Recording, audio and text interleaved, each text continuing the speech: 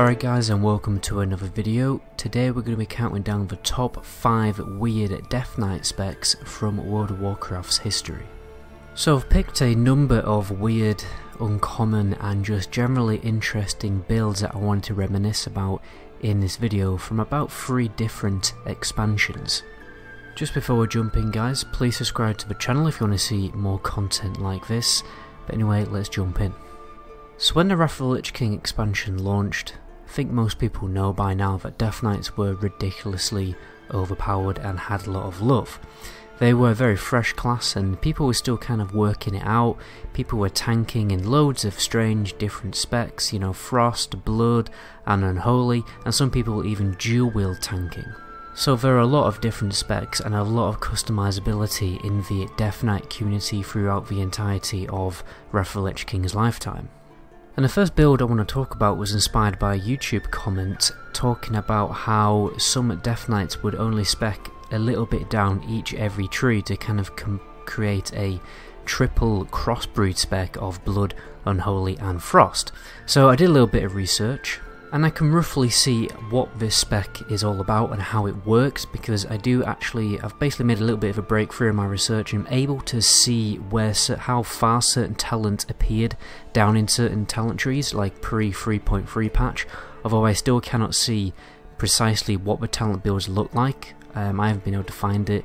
Maybe if someone can DM me on Discord, like if there's a way to access the old talent builds and the old talent calculators through a web archive or something like that. But anyway, the gist of it is that a lot of the really strong talents and tanking cooldowns were much further up in the talent builds than they were in patch 3.3. So in patch 3.3 a lot of the really strong talents are moving much further down in the build so that you cannot hybridize your specs as much and benefit from all these individually very overpowered talents.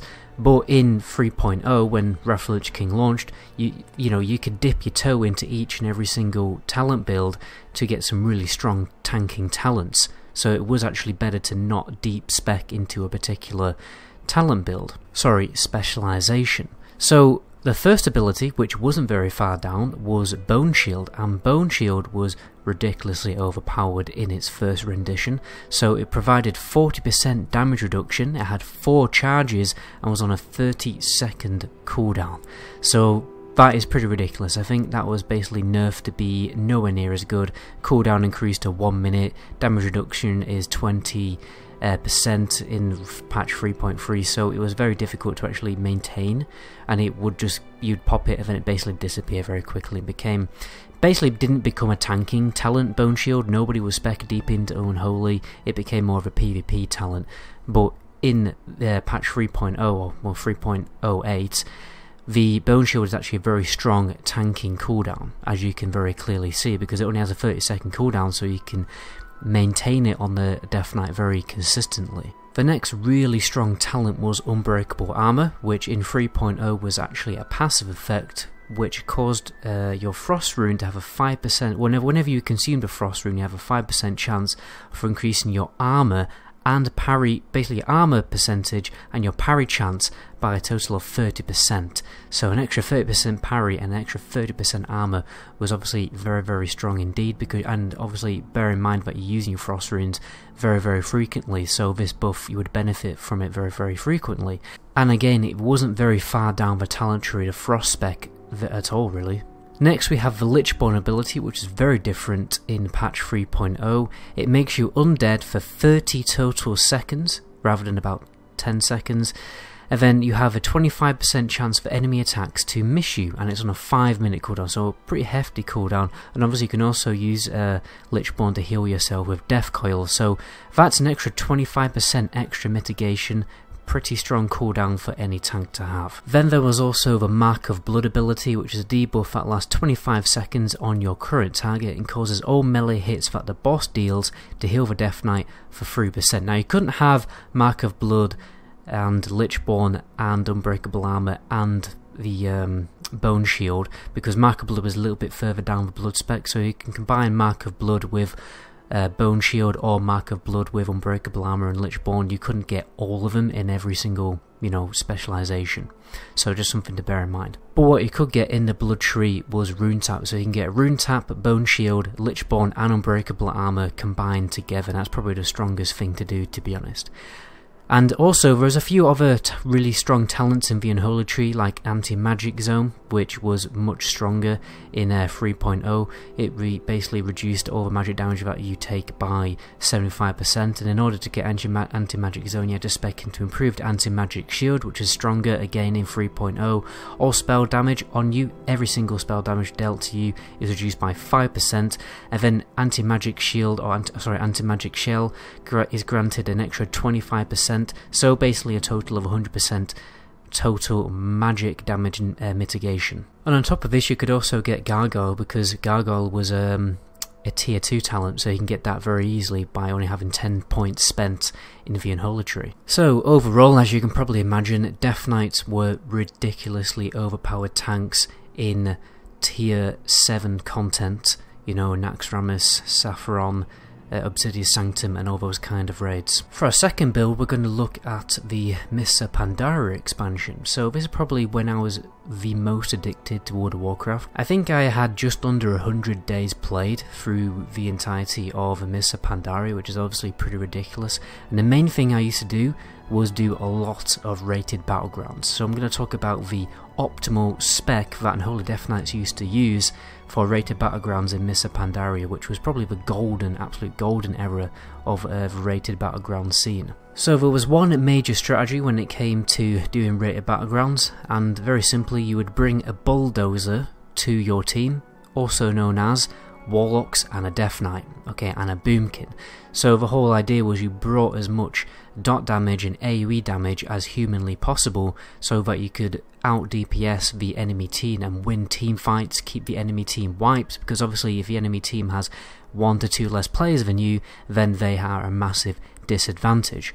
And as the expansion progressed, which pretty much is the story with most expansions, dot specs became more superior, so Affliction, Unholy Death Knight, Boomkin, you would basically try and bring about 2 Affliction Warlocks, sometimes even 3. I remember some Russian teams actually did bring 3. The only reason why you wouldn't deck out loads of Warlocks, because obviously you need a little bit of variety when it came to utility, like different buffs and different cooldowns and stuff like that, so you wouldn't bring like loads of Warlocks to the group, but you bring 2 Affliction Warlocks, Holy Death Knight, Boomkin, loads and loads of AoE pressure, and this is the build, this is basically what a rough build would have looked like.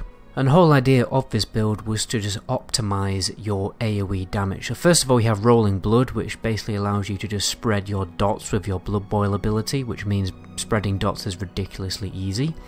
Another key talent was Chillblains. The reason why you got Chillblains is because whenever you spread Frost Fever, whenever you used Blood Boil, you would spread a AoE slow onto everybody who was obviously within range. So it kept people clumped up together, which meant obviously your AoE damage would increase, and then the DPS from Warlocks using Seed of Corruption, which is another AoE ability, and any other class that uses any kind of AoE ability, their DPS would also be massively increased because you're able to just clump up the enemy team better, more effectively with Chillblains. Another key talent here was Blood Tap. Simple reason that you could control when you use Blood Tap to get extra runes back, and you would mostly use that to just keep spamming either Necrotic Strike, which would absorb healing when you wanted to switch and do some single target pressure, or you would just use it to spam even more Blood Boils to do even more AoE damage. And the last talent, which is another very, very key talent, was Gore Fiend's Grasp. So the main strategy to wipe enemy teams was obviously to maximize your AoE damage, like I've already mentioned. The second thing to do was use a Mass Grip Solar Beam combo. So what you would do is, as a Death Knight, you would call out that you're going to use Mass Grip, you would count down from 3, you would use Mass Grip on the current target, or on yourself, or on a friendly target, or even on your pet. You can use it on any target possible. You use Mass Grip, then what the Boomkin would do was use Solar Beam on the target that you're using it on.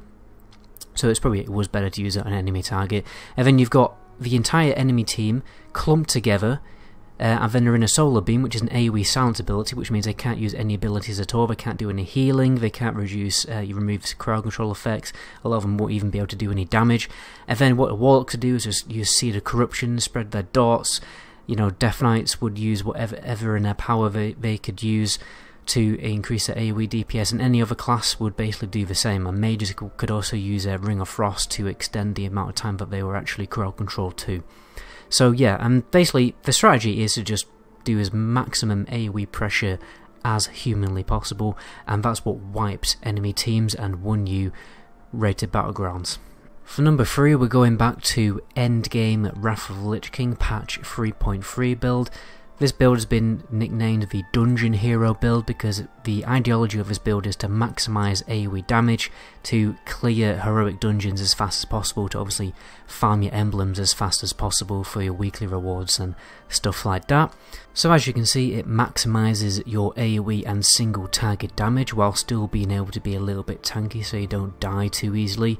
You've got a reduced cooldown on Death and Decay, so it's available every single pull to benefit from the DPS of Death and Decay, which is the highest AoE DPS ability and highest threat generating ability as well. You also got stuff like Impurity to increase magic damage. Basically, whenever you increase magic damage, you're mainly increasing your frost and shadow damage, which increases your dot damage, which in turn is going to increase your AoE damage. Another key ability was Corpse Explosion, which obviously you can benefit from more in a dungeon because there will be more corpses available to use the ability on, so you can probably use it like a couple of times every single trash pull, and the damage from Corpse Explosion was actually really nice. You also got the talent Black Ice for more damage on Death and Decay and dots, and obviously Corpse Explosion. Again, whenever you're increasing your flatline shadow or frost damage, you are just basically increasing your AoE damage. You've got a few talents like Icy Talons for an increased single target DPS buff on bosses. You've got Bladed Armor, which is nice because obviously you stack armor quite high as a tank, which means you benefit from more attack power from that blood talent. And then a few more basic DPS buffs like Veteran of Third War, which increases your strength and stuff like that. And then another key thing was to get the Glyph of Death and Decay, which increased Death and Decay damage by an extra 20%. So overall, a really high AoE damaging build to clear dungeons as fast as possible. For number 4, we have a Death Siphon Spec, which I'm not 100% sure about this. I'm pretty sure I invented this spec back in the day when I used to make PvP videos quite a lot for Death Knight. It's no lie that obviously Death Knight was pretty bad in Warlords of Draenor. It's probably the worst state that Death Knights were ever in and ever have been when it comes to PvP, because they totally removed Necrotic Strike for some strange reason. But anyway, Death Siphon got massively buffed. I think the healing got increased by 150% as far as I remember. And what's interesting is Death Siphon was just basically never used during Mists of Pandaria, and obviously it got a massive buff to its DPS and healing. So, and a lot of people also didn't realise that it was actually a ranged ability. So this meant that it became really, really overpowered when it came to dueling other melee classes, and was the main reason I was able to record like loads of cool footage of me dueling other people in the open world, doing world PvP, and basically able to kind of look cool in my PvP montages because I was able to survive so ridiculously well with the Death Siphon ability.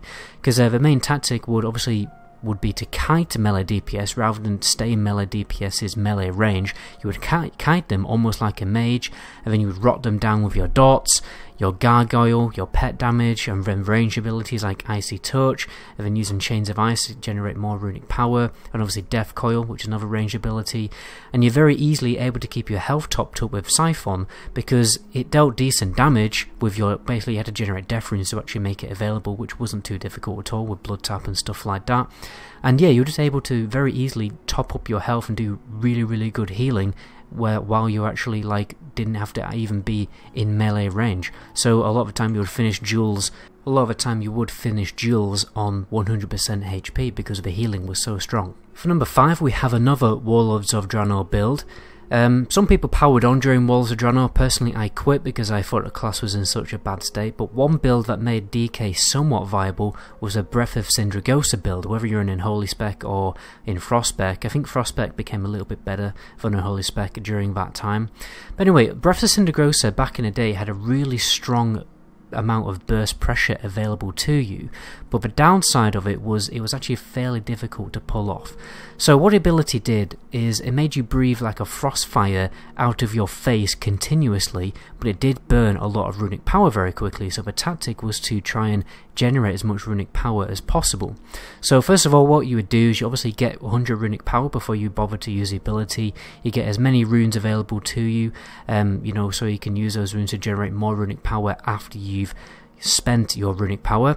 Then you'd pop breath, And then you'd spam all your rune abilities, again to just keep your runic power topped up, so the Breath Cindergrocer can just continue and continue to keep doing DPS. And then you'd use Empower Rune Weapon to get all your runes back, a little bit of runic power, again to get more and more runic power. And you'd also tactically use it with Anti-Magic Show, because Anti-Magic Show would generate runic power whenever you took magic damage. And what you would try to do is obviously maintain Breath of Cindergrocer for as long as possible, trying to get it to go on for about 20 seconds. It was very difficult to pull off, because obviously the issue is that if you get crowd controlled, then it's just totally going to mess it up, because one, you need to be in melee range. If you get crowd control, you're not going to be in melee range, you're not going to be able to continue to actually do the damage from Breath of Cindergrocer, and then obviously you're not going to be able to keep using your runes and keep generating runic power, so it's just probably going to burn off. And then once you burn down to 0 runic power, that's it, right? The cooldown totally resets and you can't use it again for like another few minutes. But if you were obviously able to manage to maintain it for an extended period of time, the damage would actually be pretty ridiculous. But it didn't really see a lot of use in Arena, to be honest, because obviously there's too much CC and it's too much of an isolated environment. But in RBGs and in duels, it became a very, very strong build to just continuously do a massive amount of pressure onto your enemy target, as you can obviously very clearly see by the background footage from Reinhardt the Russian. But anyway guys, that's where I'm going to end the video there. My name is Metagoblin. Until my next video, ciao.